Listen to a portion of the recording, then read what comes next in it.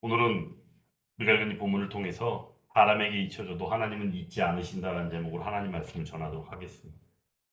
우리가 살면서 어느 누구도 피해갈 수 없는 것이 있다면 그것은 고난인 것을 이미 우리는 잘 알고 있습니다. 그런데 어떤 고난은 폭풍처럼 몰려와서 우리를 흔들어 놓기도 하지만 어떤 고난은 조용하게 그리고 깊게 우리의 영혼을 지치게 만들기도 합니다.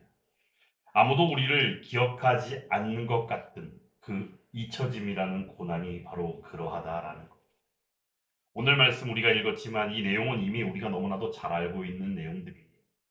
하지만 이 말씀을 통하여 하나님께서는 우리에게 무엇을 말씀하시고 또한 하나님이 친히 우리들에게 무엇이 하나님 자신이 어떠한지 어떤 분이신지를 우리에게 일러주고 계시다라는 거죠. 요셉은 지금 상황이 어떠합니까? 형제들에게 미움받았고 조롱당하며 그 가운데에 이스마엘 상인에게 팔려진 바 애굽의 친위 대장인 보디발의 집에와 하인의 일을 하며 살았습니다. 그 가운데 지난주 말씀을 통해서 어떠했습니까? 보디발의 아내의 유혹에 넘어가지 아니한 것 때문에 누명을 쓰게 됐다는 거예요. 지난주에도 말씀을 전하면 어떻게 말씀을 전했습니까?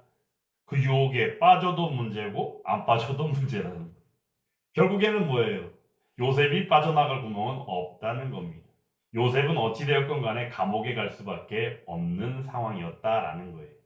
그럼에도 불구하고 지난주에 말씀을 전하면 잠깐 언급을 했지만 보디발이 예를 들어서 그 보디발의 아내가 누명을 씌운 것이 결국에 그 내용이 요셉이 보디발의 아내를 범하기라도 했거나 아니면 조롱하기라도 했던 모습이 있었다고 한다면 요셉은 어떠했다고요? 목숨이 남아나지 않았을 거다라는 거예요. 그럼에도 하나님께서 인도하여 주심으로 말미암아 바로 감옥에 갇히는 상황이 되었다라는 거죠. 실제적으로 요셉은 지금 엄청난 고난의 길을 가고 있습니다. 하나하나 우리가 생각할 때 너무나도 생각하고 싶지 않은 혹여라도 이 요셉의 이야기가 나의 상황이었다면 나는 어떠했을까? 그런데 인생 자체로 놓고 보면 인생의 이야기로 놓고 보면 요셉의 이야기가 결국에는 바로 우리들 자신의 이야기일 수 있다는 것을 생각하며 오늘도 하나님의 말씀을 받고 함께하는 저와 여러분들이 되기를 원합니다. 하나님께서는 때마다 어떻게 하셨어요? 때마다 극적인 순간에 개입해 주신다는 거예요. 하나님이 그러하다라는 겁니다. 저도 그러한 경우들 여러 번 경험했지만 여러분들도 그러하지 않습니까? 처음에는 몰랐는데 지나고 보면 그때 하나님이 아니 계셨더라면이라는 고백이 저절로 나올 수밖에 없는 상황이 바로 우리 인생에 지나온 시간들이었더라라는 거죠. 오늘 말씀을 통해서 볼 때 하나님이 개입해 주시는 시간들이 계속되어지고 있는 것을 보게 됩니다. 오늘은 전체적으로 볼 때 이제 바로의 두 관원장 이야기, 바로 범죄함으로 말미암아 요셉이 갇혀 있는 감옥으로 갇히게 되어진 바로 그들로 말미암아 그들의 꿈을 해석해 주고 그리고 나서 전개되어지는 하나님의 계획하심과 인도하심 그리고 주권적인 개입에 있어서 우리가 은혜를 함께 나누고자 하는데 오늘 말씀의 전반적인 내용의 핵심은 바로 무엇이냐면 잊혀지는 시간이라는 거예요. 잊힘의 시간이다라는 겁니다. 오늘 말씀의 마지막 절 23절 말씀만 보면 어떠합니까? 술 맡은 간원장이 어떻게 해요? 꿈 해석해 준 대로 그대로 이루어졌는데 근데 어떻게 했어요? 요셉을 잊었더라라고 말씀이 맞춰지는 걸 보게 되죠. 말씀은 그냥 이 단어만 들어봐도 얼마나 속상할까. 근데 이것이 바로 요셉의 이야기인데 이것이 바로 우리 자신의 상황이었다면 얼마나 속상했을까. 이 시간은 아마도 가장 답답한 시간일 것이고 또한 때로는 어떤 생각이 들까요? 왜 내 기도를 응답하시지 않을까 하며 토로하는 시간일 것이기도 하다라는 겁니다. 그리고 또한 마찬가지로 우리가 생각할 때 내가 열심히 성실하게 살아왔는데도 불구하고 예를 들어 이런 시간들이 우리가 맞닥뜨린 시간이라면 보이지 않는 무엇인가를 바라보고 절벽을 내려다보는 그런 심정일 수도 있더라라는 겁니다. 근데 오늘 말씀의 전반적인 내용 가운데 주시는 메시지는 바로 뭐예요? 하지만 하나님께서는 잊지 않으신다라는 거예요. 우리가 제 아무리 증거를 보지 못했다 할지라도 침묵하시는 일들은 하나님께서 우리를 버려두시는 것일까요? 방치해 두시는 것일까요? 아니더라라는 겁니다. 하나님께서 우리를 준비케 하신다라는 겁니다. 그러므로 이러한 생각을 우리가 오늘 말씀을 통하여 받고 오늘 이 감옥 가운데서 나타나는 하나님의 섭리가 계속되어지고 있음을 우리가 볼 수 있어야 한다라는 것.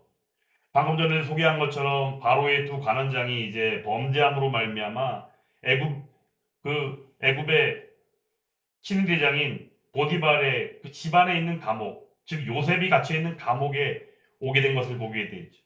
근데 여기서 볼 때 어떠합니까? 요셉은 지금 어때요? 간수장에도 눈에 잘 들어가지고 형통하게 보여서 그들조차도 어떻게 합니까? 모든 일들 믿고 맡기는 사람이 바로 요셉이더라는 거예요. 그러다 보니까는 요셉이 왔을 때, 요셉이 있는 그 감옥에 들어왔을 때 이 술 맡은 간원장과 떡 굽는 간원장을 누구에게 맡겨요? 바로 시중 도는 일을 요셉에게 맡기게 되었다라는 거예요. 그냥 말씀이니까 말씀을 하나하나로 우리가 이해하려고 하기보다는 하나하나 흘러가는 역사로 볼 때 하나님의 은혜가 얼마나 하나하나 흘러가고 있는지를 우리가 느낄 수 있었으면 좋겠습니다. 이 사건은 우리가 볼 때 인간적인 마음으로 어떠하니까 우연처럼 보일 수 있습니다. 아니 그럴 수 있겠지 뭐.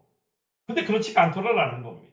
하나님께서 주권적으로 다스리심 가운데 적극적으로 개입하심으로 말미암아 나타나는 섭리로서의 그 연결의 시점이 바로 때마다 있다라는 것.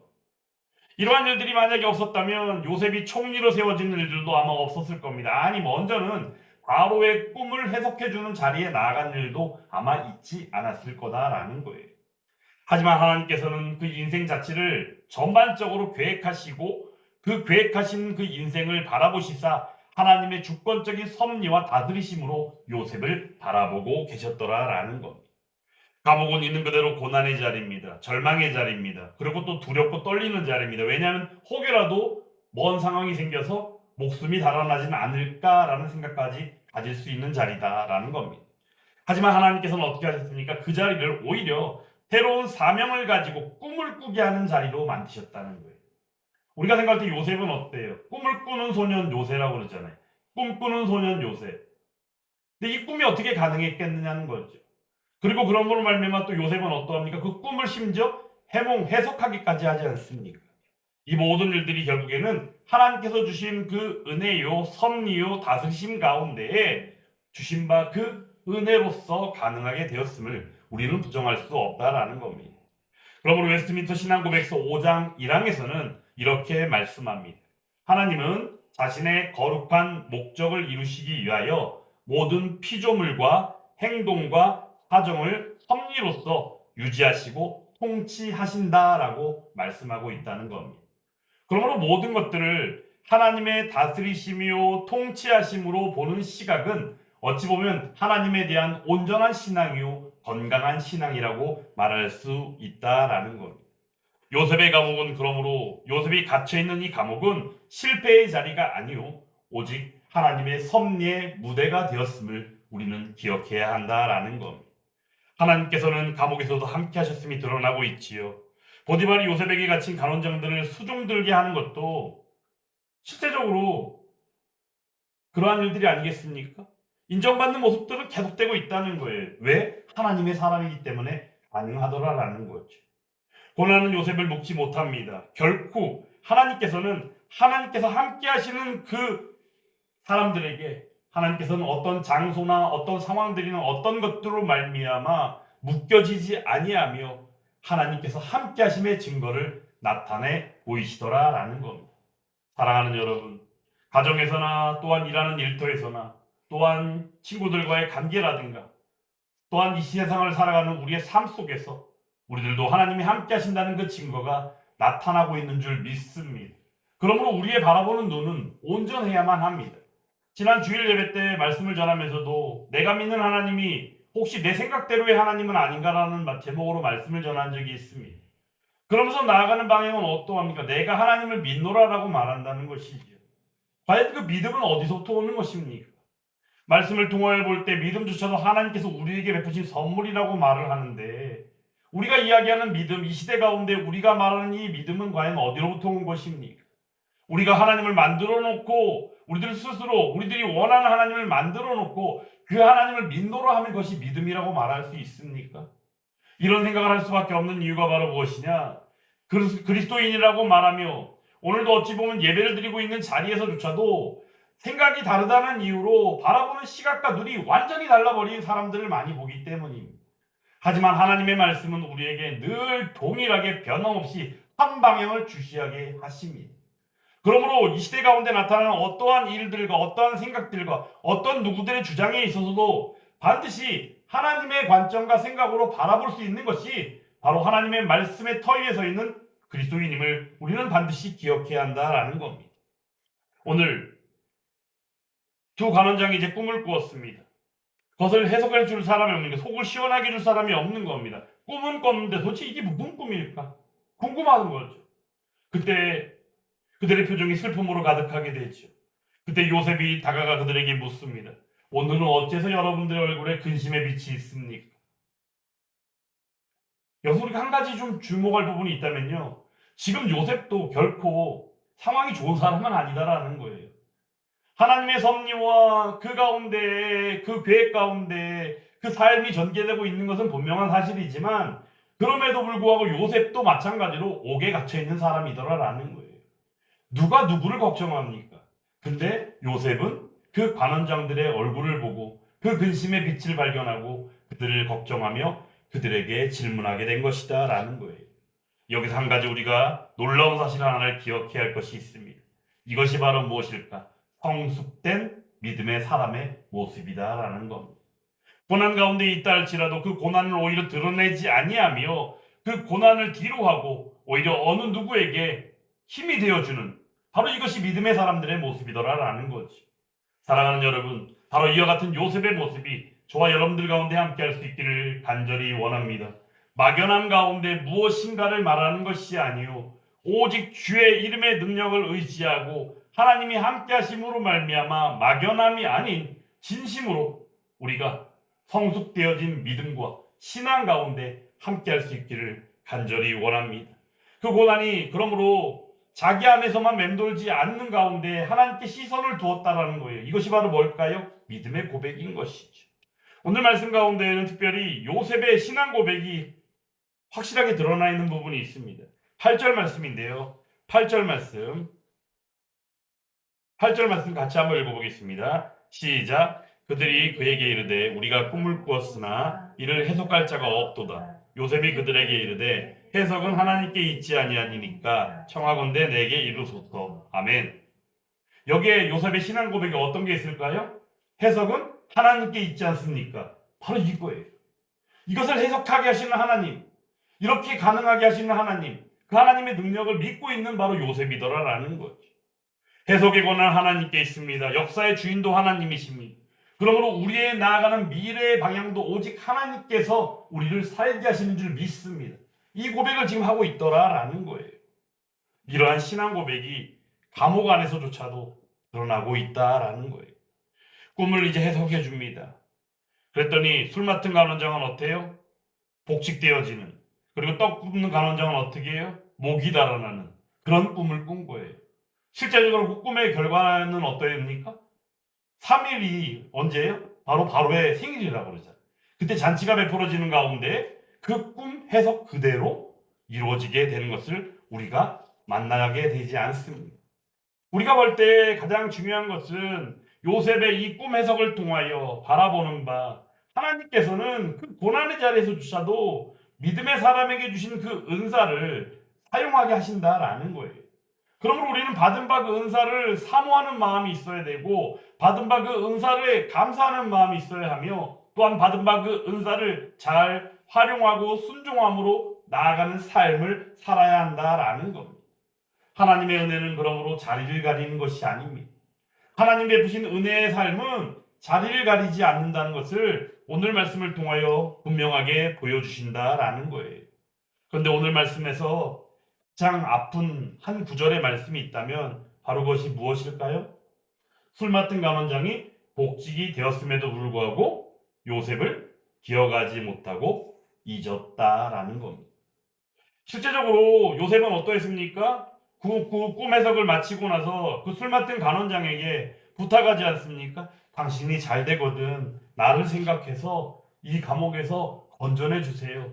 사실은 나는 히브리 사람인데 나는 여기에 갇혀있을 이유가 전혀 없는 사람입니다라고까지 얘기하며 그에게 부탁하는 것을 보지 않습니까? 요셉도 우리와 똑같은 분명한 인간이었다라는 겁니다.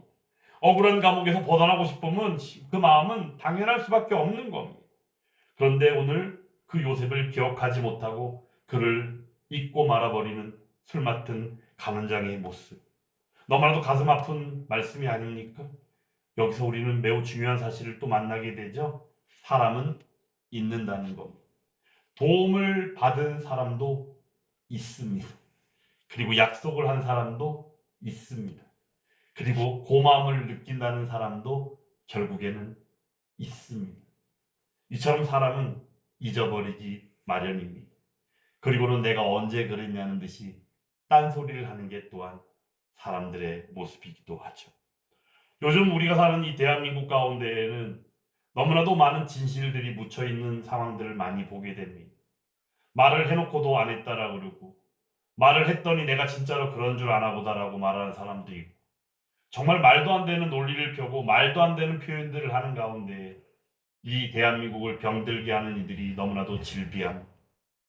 오늘 이 말씀을 통해서 우리는 사람은 이처럼 범죄하고 제약 가운데, 그리고 고마움을 입어도 결국은 잊고 말아버리는 연약하고 부족한 인간의 모습을 우리는 보게 됩니다. 사람의 기억력은 그 은혜를 간직하기에는 너무 연약하다라는 겁니다.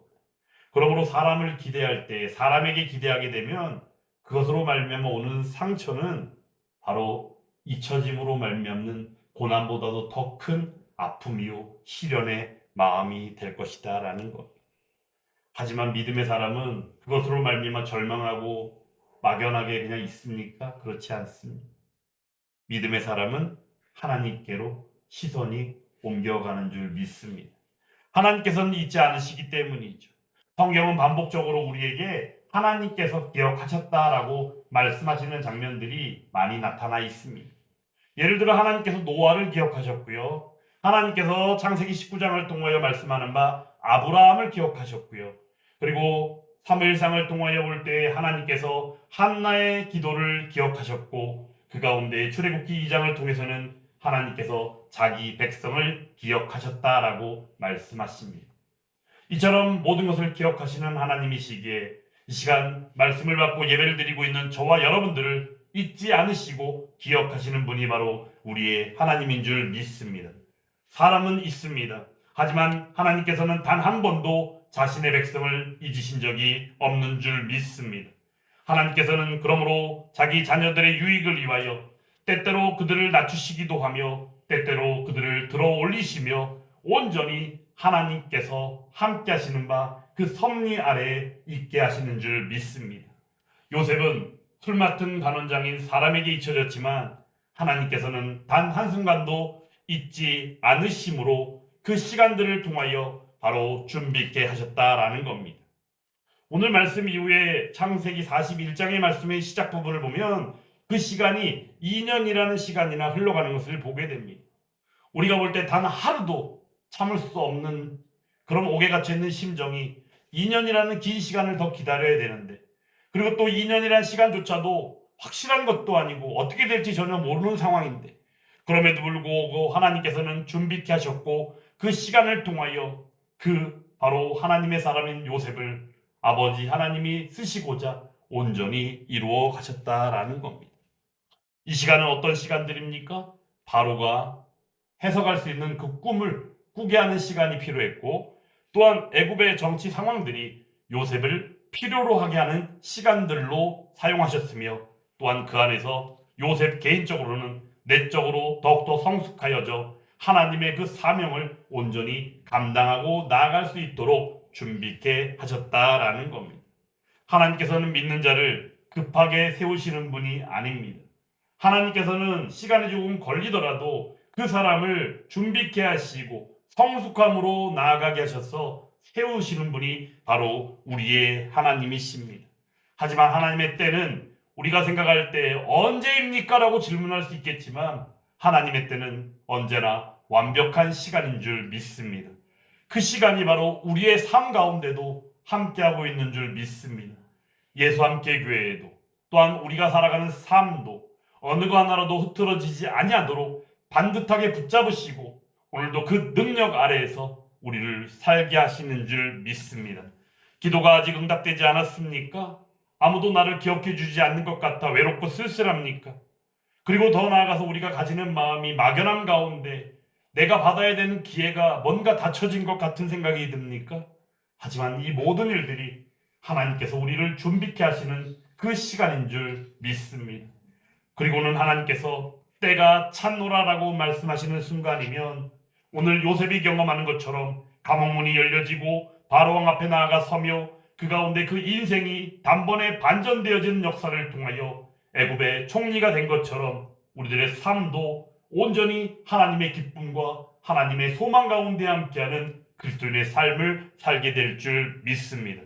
그러므로 오늘 우리들에게 찾아오는 이 이침이라는 시간들, 어찌 보면 요셉과 같은 이런 시간들이 우리들도 경험한 적이 있고 혹시라도 앞으로도 경험할지도 모르겠지만 이 모든 일들 가운데에서 오직 하나님만을 바라보고 하나님의 주권하심 아래에서 그것만을 바라보고 함께하는 저와 여러분들이 다 되기를 간절히 주님의 이름으로 축원합니다. 주님께서는 오늘도 우리에게 말씀해 주십니다. 말씀을 지을 때 잊었더라라는 이 표현이 반대적으로 하나님께서는 나는 너를 잊지 않았다라고 우리에게 반듯하게 말씀해 주심으로 말미암아 우리들이 나아갈 때 우리에게 확신이 있는 믿음을 갖게 하신다라는 겁니다. 사람은 잊지만 하나님은 우리를 잊지 않으시고 그분의 기억 속에 있는 자는 결코 버림받지 않으며 그 가운데 잊힘의 시간은 오히려 낭비하는 시간이 아니라 하나님께서 준비케 하시는 완전한 시간의 모습임을 우리가 기억할 때 우리가 현재 당하고 있는 고난이나 힘듦조차도 하나님의 손에서 반드시 열매로 바뀌어지는 역사가 함께할 줄 믿습니다. 이와 같은 은혜를 풍성하게 누리며 경험하고 더 나아가 그것을 사명으로 감당하며 나아가는 저와 여러분들이 다 될 수 있기를 주님의 이름으로 축원합니다.